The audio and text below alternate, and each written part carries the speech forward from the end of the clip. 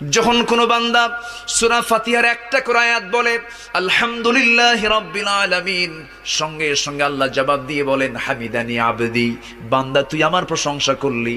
আর রহমানির রহিম যখন বলে আল্লাহ বলেন আসনা আলাইয়া আবদি। মালিক ইয়াউমিদ্দিন যখন বলে আল্লাহ বলেন মাজ্জাদানি আবদি। এরপরে যখন বলে ইয়াকা না'বুদু ওয়া ইয়াকা নাস্তাঈন পর্যন্ত যখন বলে আল্লাহ বলেন বান্দারে তুই আমার কাছে কি চাস, প্রাণ খুলে চারে বান্দা।